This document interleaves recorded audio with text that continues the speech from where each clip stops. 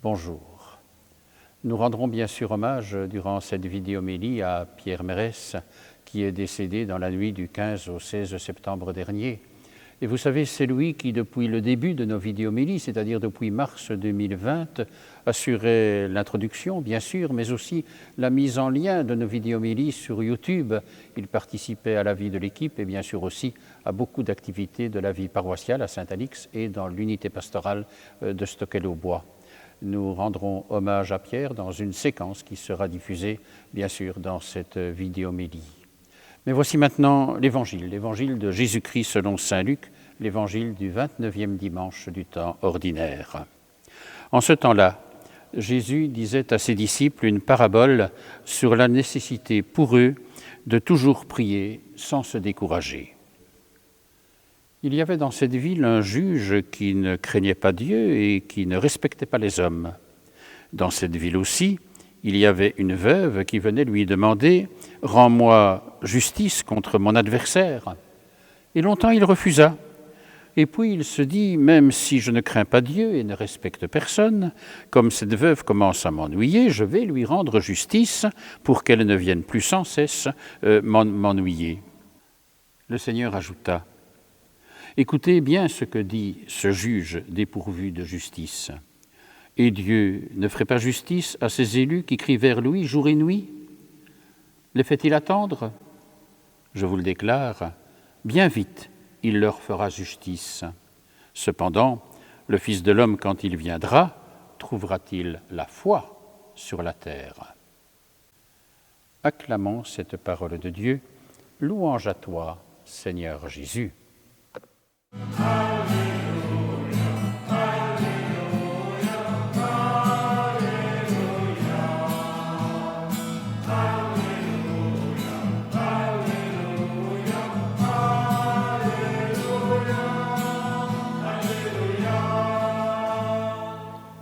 Frères et sœurs, Dieu serait-il sourd à nos appels?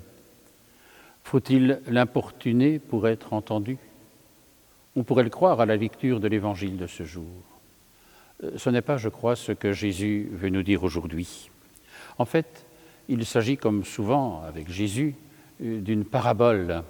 Une parabole qui part d'un exemple tiré quelque part de la vie quotidienne, pour nous faire comprendre des choses qui sont celles du royaume de Dieu, le plus souvent, et en tout cas aussi de notre relation avec Dieu. Et c'est de cela qu'il s'agit ici. Mais on le sait, la parabole est toujours un genre littéraire qui parfois force les choses. Il n'y a pas tellement de nuances dans les paraboles, mais cela nous éclaire fortement sur des réalités qui sont celles du royaume, qui sont celles de notre relation avec Dieu. Alors, de quoi s'agit-il ici? En fait, paradoxalement, Jésus veut nous dire que Dieu nous écoute, que Dieu est celui qui est attentif à ce que nous voulons lui exprimer. Qu'est-ce qu'il dit? Imaginez, dit Jésus dans sa parabole, un juge inique qui ne respecte pas Dieu, ça va fort, qui ne respectait pas Dieu et qui se moquait des hommes, dit l'Évangile, et qui finalement se trouve devant une veuve qui habite cette ville aussi et qui vient lui demander de rendre justice contre son adversaire. Et il refuse. Mais la veuve vient insister si au point que, pour ne plus être ennuyée, le juge lui rend justice. Alors, voici l'Évangile qui nous parle ainsi de notre relation avec Dieu. Il s'agit en fait de deux choses, de montrer combien Dieu est celui qui, n'étant pas un juge inique, alors que le juge inique a rendu justice, mais Dieu n'étant pas un juge inique, est celui qui nous écoute et qui finalement est dans la bienveillance de cette écoute et de l'exaucement. Et pour nous, d'être dans la persévérance de la prière, jour et nuit, dit le texte de l'Évangile. Si l'homme ne se tourne pas vers Dieu, c'est-à-dire s'il ne prie pas, car quand même c'est l'expression la plus belle de notre relation avec Dieu, la prière, comment pourra-t-il percevoir que Dieu l'écoute? Comment pourra-t-il percevoir que finalement il veut l'exaucer? Et donc c'est pour nous dire ici que la prière est véritablement au cœur. La prière un peu comme la respiration de notre vie. Et le Seigneur qui nous dit priez, priez sans cesse. Alors pas pour informer Dieu, Dieu sait mieux que nous-mêmes ce dont nous avons besoin, mais pour être connectés, pour être dans une démarche avec lui qui nous dit une relation d'alliance. Et c'est ça le but de la prière. Alors Jésus le sait, La foi et la prière sont toujours un combat, demandent une persévérance, car il y a sur la route de la foi, finalement, des personnes qui sont des maîtres du soupçon, qui mettent des embûches sur notre route, comme la peur, comme le doute. Et donc, il nous faut à la fois les traverser et les dépasser. Mais comment le faire sinon avec le Seigneur lui-même et dans l'attention à ce qu'il veut nous dire. Avec cette question, finalement, à la fin de l'Évangile, Jésus qui dit, quand le Fils de l'homme, quand il viendra, trouvera-t-il la foi sur la terre? Question importante, mais qui nous invite à nous situer dans une relation avec Dieu de confiance. Ayez confiance, ayez la foi, et soyez dans la prière pour être sans cesse connectés avec lui. Et là, il y aura cet exaucement, mais à nous de bien le comprendre. Le Seigneur n'est pas celui qui vient automatiquement répondre à ce que nous lui avons demandé. Il vient creuser en nous le désir de vivre ainsi dans cette relation et d'être, je dirais, éclairé à la fois sur notre dignité, d'être fils et fille de Dieu, c'est ça notre dignité humaine dans ce qu'elle a de plus grand, et sur notre destinée, d'être destiné à la vie éternelle, comme dit l'Évangile. Amen. Le mois de septembre est traditionnellement dans l'Église le mois de la création. C'est une initiative du pape François. Et en communauté, à la paroisse Saint-Alix, nous avons voulu marquer l'événement et le célébrer. Et nous vous proposons différentes séquences qui relatent cette clôture du mois de la création. Ce sera d'abord une rencontre avec Monseigneur Franco Coppola, c'est le nonce apostolique pour la Belgique et le Grand-Duché de Luxembourg. Il est venu dans notre église le dimanche 2 octobre, il a rencontré la communauté, il nous a laissé un message, il a rencontré des enfants, nous ferons écho à cette visite. Et puis le lendemain, le lundi 3 octobre, une rencontre avec Bernard Foccroulle pour un concert extraordinaire qui était donné dans notre église, avec lui bien sûr, Bernard Foccroulle, grand organiste de réputation internationale, et aussi avec Alice Foccroulle et Lambert Colson.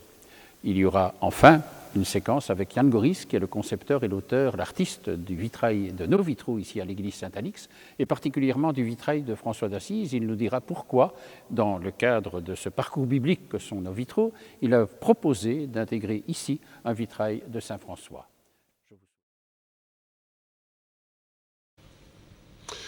Avoir foi signifie faire confiance en Dieu. Oui. Il est notre Père. Je dirais qu'aujourd'hui, la parole de Dieu nous demande d'avoir familiarité avec Dieu.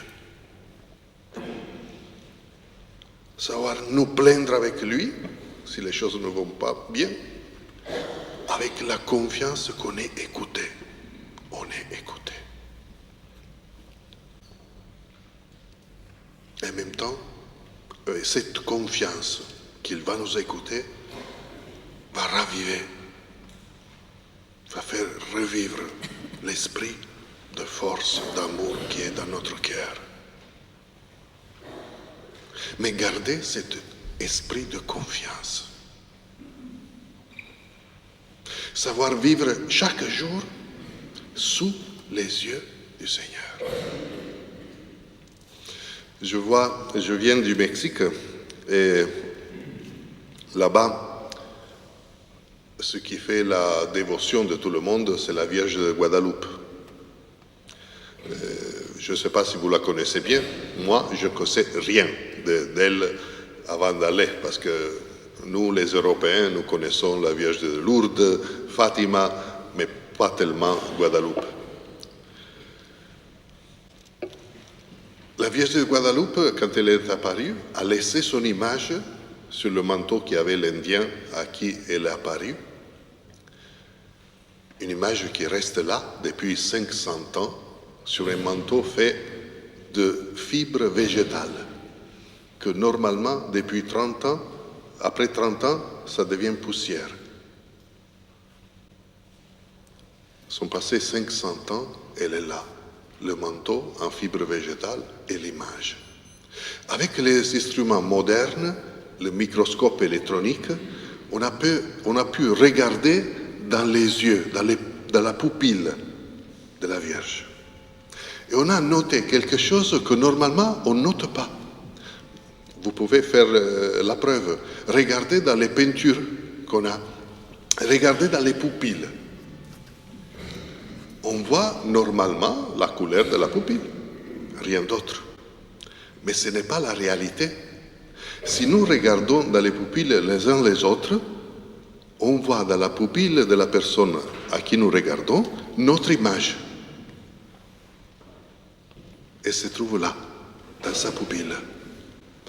Eh bien, les chercheurs, en multipliant et en agrandissant 100 000 fois les yeux de la Vierge, ont vu dans ses yeux la scène qu'elle voyait quand elle se présentait à l'évêque.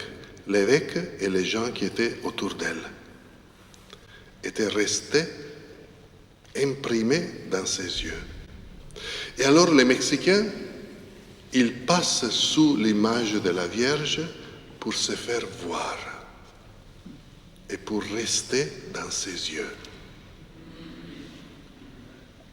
Je dirais que cela, c'est un exercice que nous pouvons faire, même sans passer sous une image, mais nous rappeler de Jésus, nous rappeler du Seigneur Dieu, pour rester dans ses yeux. C'est là la foi. C'est savoir qu'on est dans les yeux de Dieu. Il nous regarde, il nous accompagne, il nous soutient. Demandons cette grâce au Seigneur. On est au terme du mois dédié à la création et au début de ces 3 jours dédiés à la création. C'est heureusement ce que le monde va découvrir, est en train de découvrir. Jusqu'à présent, on pensait que la Terre, tout l'univers, c'était quelque chose qu'on pouvait faire n'importe quoi. On est en train de découvrir que c'est un univers qui a ses règles, a ses normes, a ses lois. On ne peut pas faire n'importe quoi. A un équilibre. C'est une création. Il y a quelqu'un qui l'a créé et nous sommes partis de cette création. Alors, savoir qu'on est dans les yeux du Créateur, qui nous a mis dans cette place où nous sommes, a un projet pour nous, et pas seulement un projet, il nous accompagne parce qu'il tient à ce projet. Il veut qu'on puisse le réaliser pour être heureux nous et pour donner aussi notre service, notre contribution au monde. Demandons au Seigneur aujourd'hui et pendant toute la semaine d'avoir cette conscience. Nous sommes dans les yeux de Dieu.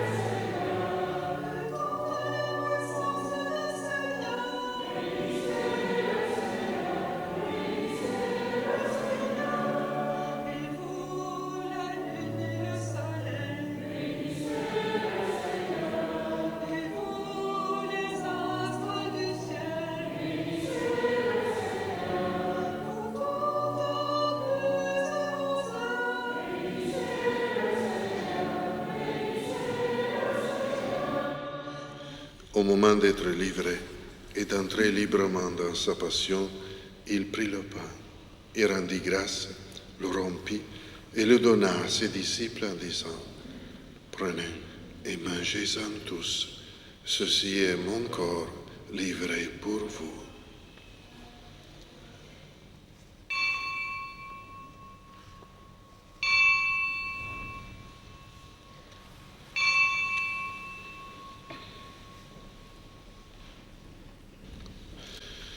De même, après le repas, il prit la coupe. De nouveau, il rendit grâce et la donna à ses disciples en disant « Prenez et buvez-en tous, car ceci est la coupe de mon sang, le sang de l'alliance nouvelle et éternelle, qui sera versé pour vous et pour la multitude à rémission des péchés. Vous ferez cela en mémoire de moi.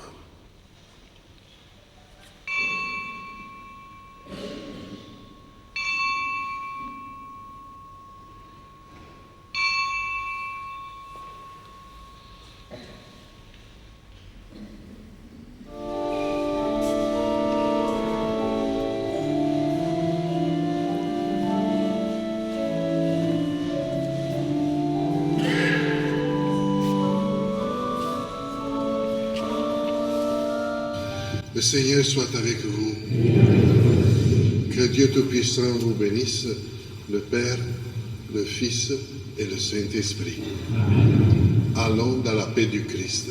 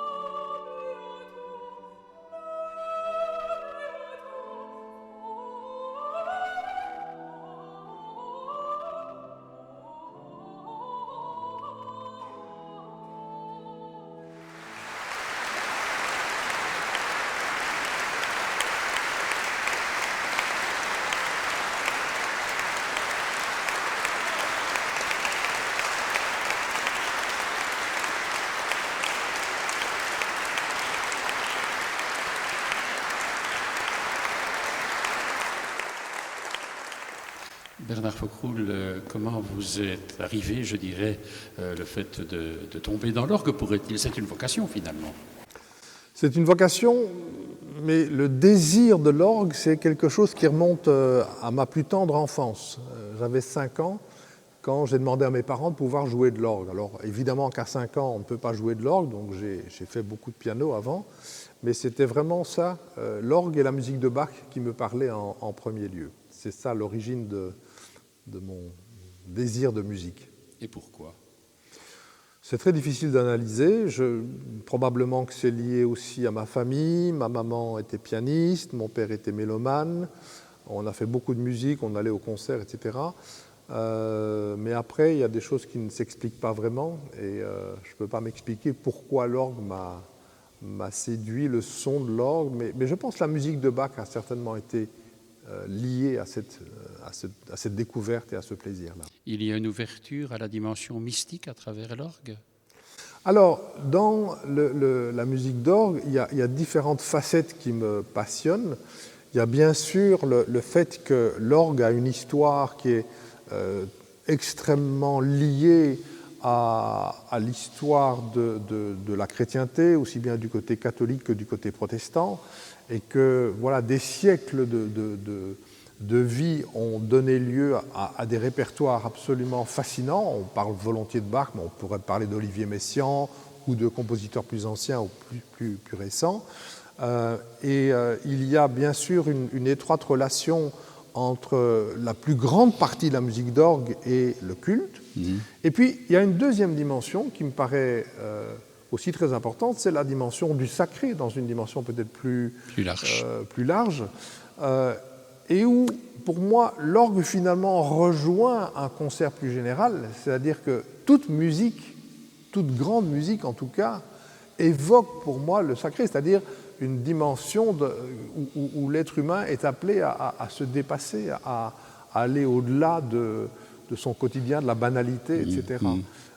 Et c'est vrai que de ce point de vue-là, je pense que l'art en général, et la musique en particulier, et l'orgue encore plus en particulier, dans le domaine musical, ont quelque chose peut-être qui nous élève, qui nous invite à rejoindre peut-être une dimension qui est cachée un petit peu en nous-mêmes. Et à tout cela s'ajoute encore quelque part le fait que, pour moi, l'orgue et sa musique nous renvoient en permanence à l'histoire. Quand je joue la musique de Bach, bien entendu, je suis plus proche du XVIIIe siècle et de luthéranisme au XVIIIe siècle. Si je joue la musique de Frescobaldi, ce sera plutôt la contre-réforme et cette période-là. Et donc, la musique nous permet en permanence de relier le passé, le présent et aussi de nous projeter sur l'avenir. Et ce sont là aussi sans doute des dimensions qui rejoignent le sacré. Avoir un orgue dans l'église Saint-Alix, ça vous inspire quoi? Bien, c'est un très grand bonheur d'avoir pu déposer cet orgue ici, parce que l'acoustique est absolument magnifique, aussi bien pour l'orgue seul que pour la voix ou le cornet ou d'autres ensembles instrumentaux. Ça ne serait pas une acoustique idéale pour le piano, mais pour l'orgue et la voix, et pour ce répertoire-là, c'est absolument idéal. Et voilà, on a eu le sentiment d'être accueillis avec beaucoup de générosité, beaucoup d'hospitalité, et nous en sommes extrêmement reconnaissants. Merci aussi à vous. Merci infiniment.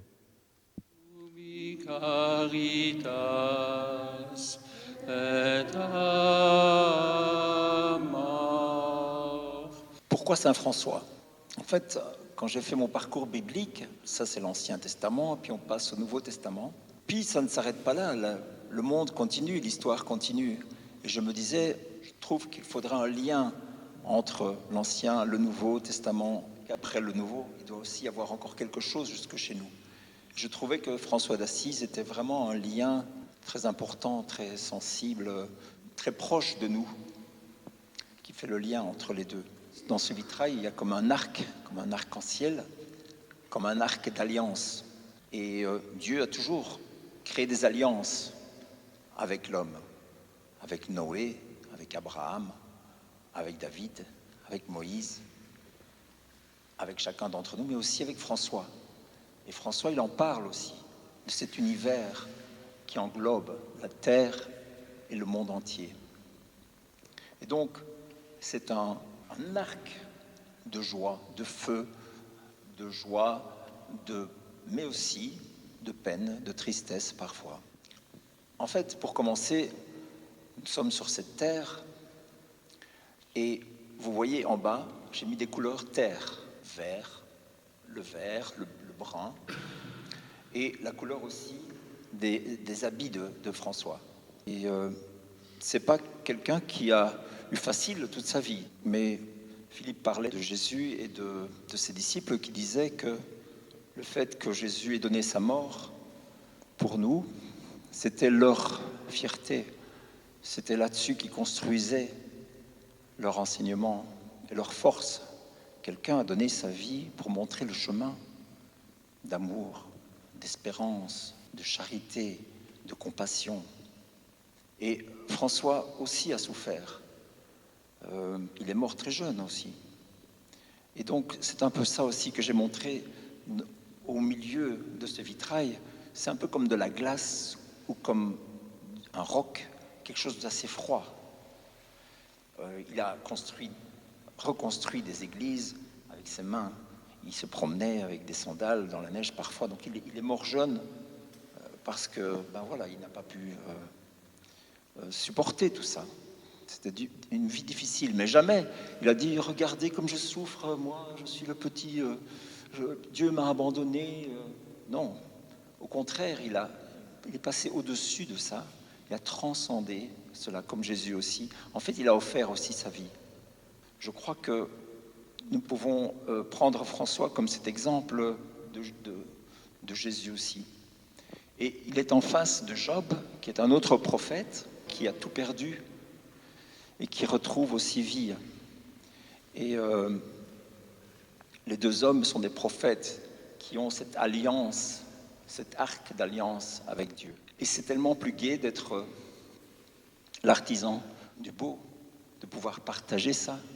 Je disais à Philippe, comme nous sommes choyés d'être les instruments de Dieu, comme les enfants qui donnent de la joie aux parents. Alors, quelque chose aussi de très important dans un vitrail, pour qu'un vitrail attire l'œil, donc qu'on le trouve beau, il faut qu'il y ait un élément très important.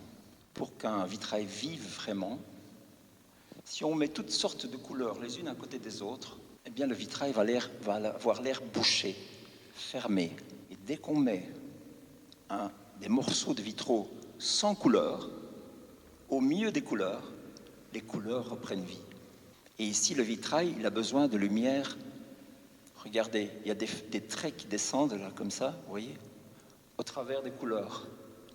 C'est la présence de lumière dans l'univers qui viennent éclairer ce qui se passe, nous montrer où aller, nous montrer le chemin, nous donner confiance, nous réchauffer. C'est très important, ces points de lumière qui passent dans les couleurs. Je crois que quand on crée, on est surpris de ce qu'on crée. Quand on a des enfants, par après on se dit, ça alors, c'est moi qui ai fait ces petits-enfants, ils sont magnifiques. Il y a tellement de choses qui se passent quand on crée qu'on oublie plein de choses qu'on met dedans. Et puis en plus, quand je parle, je dis des choses que je n'avais pas dit avant. Donc c'est vrai que il y a toujours, ça se rajoute toujours. Mais c'est vrai que l'humilité chez François est très importante et que la partie dont je parlais, un peu sans couleur, ça montre aussi sa transparence et son humilité, oui. Comme un voile. Hein. Philippe parlait de voile, la souffrance entre le bas, entre l'au-delà et l'ici-bas, il y a comme un voile. La présence de François aussi est comme un voile qui reste là. Comme les paroles de Jésus aussi continuent à vibrer en nous. Il me semble que quels sont les éléments de nature que vous voyez dans votre vitrail? En fait, il y a des oiseaux, il y a des nuages, il y a de la pluie, il y a des forêts, il y a des rivières, il y a des montagnes. En fait, bien sûr, c'est assez abstrait, mais je crois qu'on peut y retrouver les éléments de la nature. Peut-être pas dessinés, hein, une petite maison sur une montagne avec un petit arbre. Non, c'est pas mon style, voilà, je suis désolé. Mais en fait, ça permet de rêver. L'essentiel est là, en fait. Moi, je crois que je vois quand même des oiseaux, des nuages, et des montagnes, et de l'eau, et des chutes d'eau, tout ça, non? Par rapport à ce qu'on vit, on peut voir le vitrail différemment, sincèrement. Quand on est un peu triste, on va voir le vitrail autrement que quand on est joyeux. Quand on est fatigué, on le voit différemment que quand on est en forme. On voit des choses différentes, on peut voyager dedans, c'est jamais terminé. C'est un peu ça le but de ces vitraux, c'est qu'on peut se mettre à prier, à rêver, à méditer, à chanter la gloire de Dieu. Tu as créé ces 3 vitraux en même temps, parce que je me dis, il faut de la place, tu as un atelier, comment? Alors, les vitraux ont été créés dans un monastère franciscain à Valbeek pour la partie peinture. Donc d'abord on fait un projet en peinture. Et ça a été fait dans un monastère à Valbeek, du côté de Louvain, côté de Heverlee, à Haute-Heverlee, dans les bois. Un monastère franciscain, il y avait là un moine franciscain qui peignait et un autre moine qui sculptait. Et moi, j'ai fait partie de la communauté pendant presque un an. C'est un lieu d'inspiration. C'est sûr que François aussi était très présent. Et donc, d'abord, ils ont été réalisés en petit, des petites au 10e, des peintures au 10e, puis des dessins nature. Et puis après, on est parti aux États-Unis. Tu te souviens peut-être, Philippe, mais on est allé aux États-Unis pour choisir le verre. À Kokomo. Alors Kokomo, c'est le nom d'un Indien, un chef indien, et il habitait là-bas. Et en 1820, ce sont des gens de la région de Tournai, Mons, qui sont partis aux États-Unis avec tous leurs secrets de fabrication du verre, qui datent de centaines d'années, avec leur coffre fort, avec les secrets à l'intérieur, avec leurs outils. Ils ont pris le bateau, parce qu'il n'y avait pas d'avion à ce moment-là. Ils sont partis en bateau jusqu'aux États-Unis, en Amérique. Et ils se sont établis à Kokomo. Pourquoi à Kokomo? Parce qu'il y avait du gaz qui était là, facile d'accès. Et donc, ils ont utilisé le gaz plutôt que du charbon ici en Belgique. Et donc, ces verres, ce sont des verres de Kokomo. Donc, en fait, ce sont des verres qui viennent de chez nous, de secrets anciens, d'avant même la Belgique, puisque 1820, c'était avant la Belgique. Mais moi, ça me touche que ce soit ces verres-là qui reviennent ici. Voilà. Nous connaissions bien Pierre Mérès, la plupart en tout cas.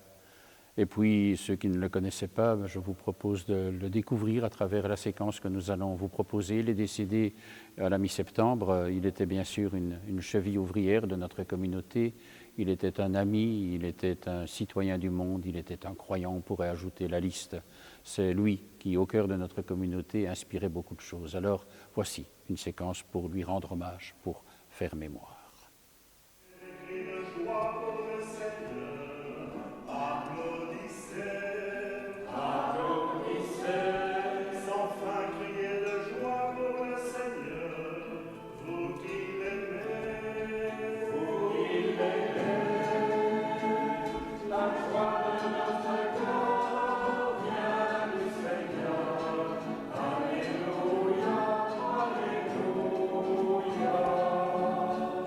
Je suis très heureux de cette initiative du pape.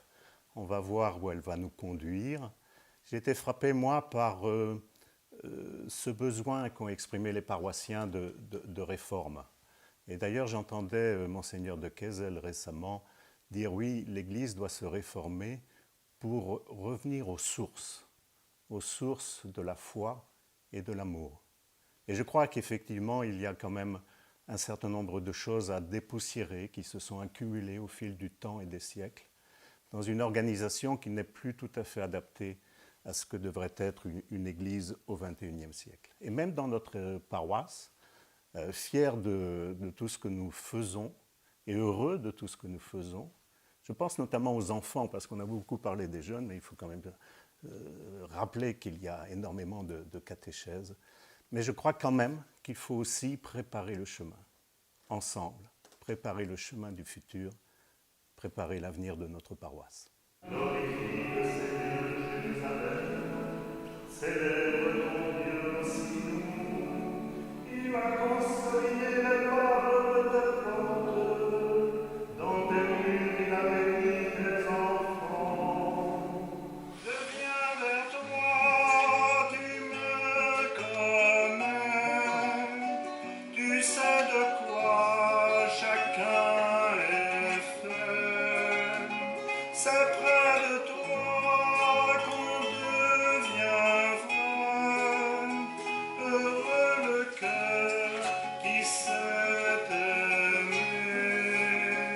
Voilà, je voudrais vous dire en quelques mots ce que m'a apporté cette année de préparation des vidéomélies, dans un contexte évidemment très spécial. Comme vous le voyez, bien sûr, nous organisons ces vidéomélies devant une église vide.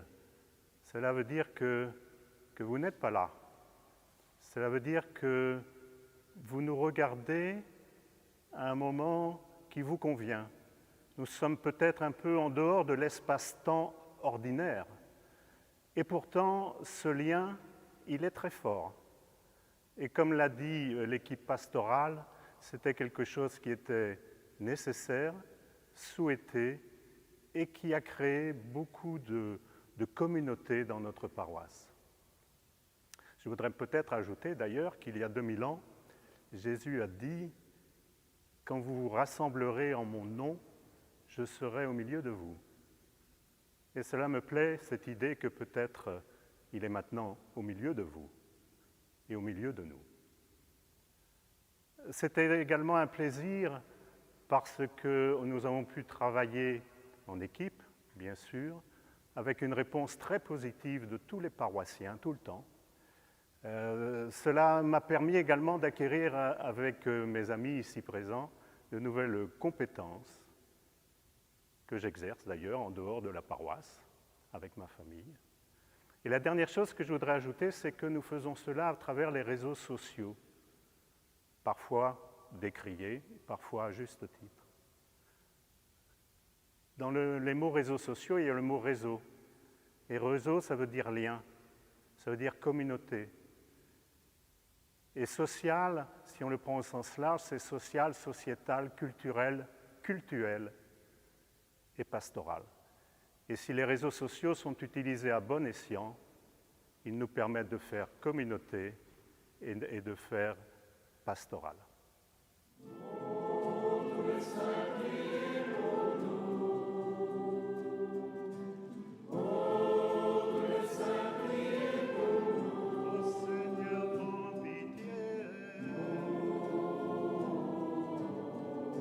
Christ, prends pitié.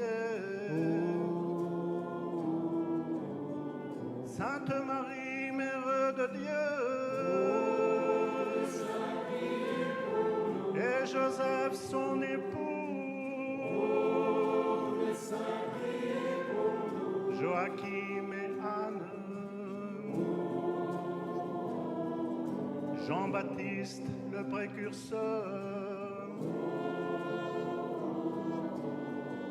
Abraham et Moïse,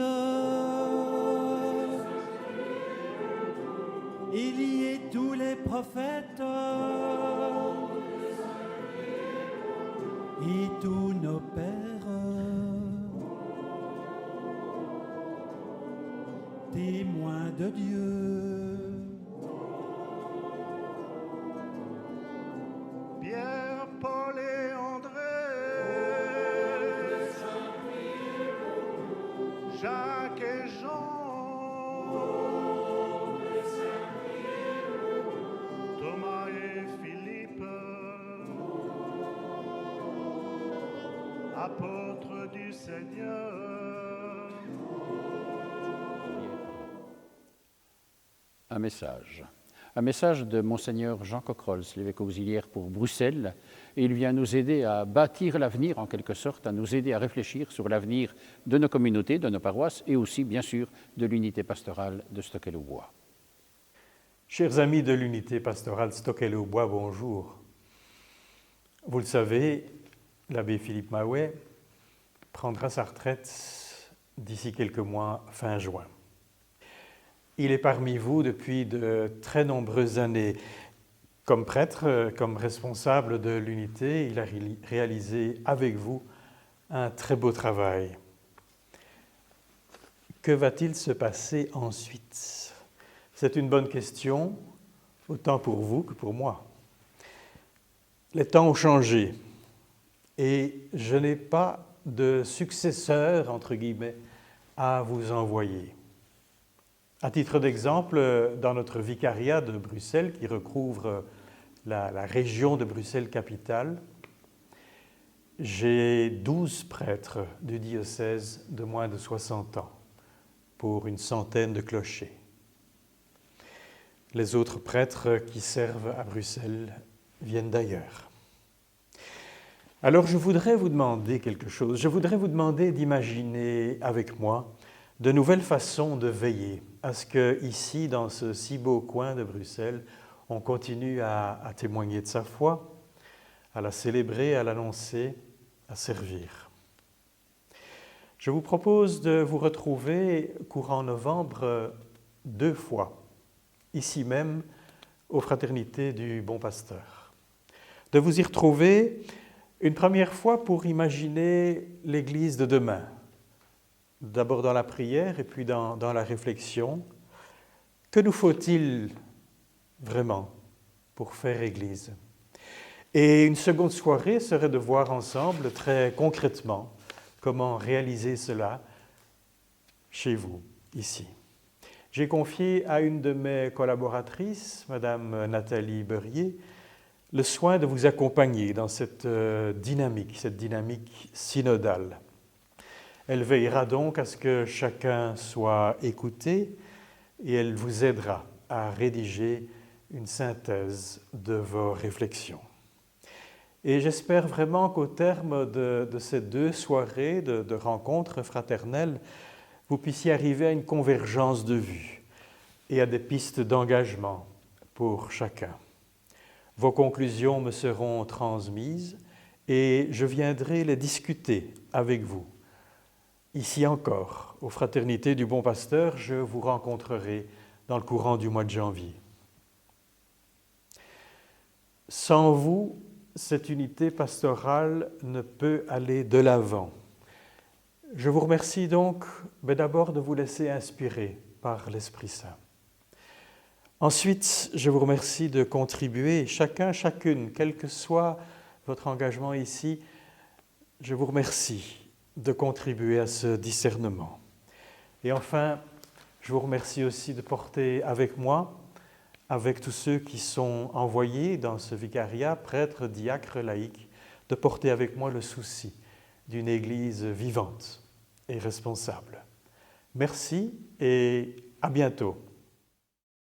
Merci bien sûr à Monseigneur Jean Cocrolles et je vous invite à répondre à son appel et à participer aux réunions dont il nous a parlé, c'est-à-dire les réunions qui auront lieu les mardis 8 et mardi 29 novembre prochains à 20h15 aux Fraternités du Bon Pasteur. Merci aussi bien sûr à Monseigneur Franco Coppola, le nonce apostolique. Merci à Bernard Fockroul et à sa famille pour ce concert et l'interview qu'il nous a donné, Bernard Fockroul. Et merci aussi à Yann Goris pour son commentaire sur le vitrail de Saint-François présent dans notre église à Saint-Alix. Nous terminons par la prière et la bénédiction en communion avec Pierre Mérès. Dieu éternel et tout-puissant, fais-nous toujours aimer ce que tu commandes et servir ta gloire d'un cœur sans partage. Nous te le demandons par Jésus-Christ, ton Fils, notre Seigneur et notre Dieu, qui vit avec toi, Père et l'Esprit Saint, pour les siècles des siècles. Amen. Le Seigneur est avec nous. Il nous le rappelle dans notre façon de vivre la prière sans cesse. qu'il nous bénisse et qu'il nous garde, lui qui est Père, Fils et Saint-Esprit. Amen. Avant de terminer cette vidéo-homélie, permettez-moi encore de vous signaler un rendez-vous important. Ce sera le vendredi 4 novembre, le dernier jour des vacances de Toussaint, ici dans notre église à Saint-Alix, une rencontre avec Jean-Claude Génada. Il vient dans notre église pour une veillée de prière et de chant. Il est celui qui est l'auteur de chants comme « Trouver dans ma vie ta présence »,« Chercher avec toi dans nos vies », un chant à Marie, qu'il est formidable d'aimer, des chants que nous connaissons. Il viendra nous les présenter, et bien d'autres aussi que nous ne connaissons sans doute pas, mais un rendez-vous important. C'est donc le vendredi 4 novembre dans notre église, ici à Saint-Alix, à 20h, vendredi 4 novembre. Nous vous fixons un rendez-vous, bien sûr, pour une prochaine vidéo-homélie au mois de novembre. D'ici là, je vous souhaite un bon dimanche, une bonne semaine. Au revoir, à très bientôt.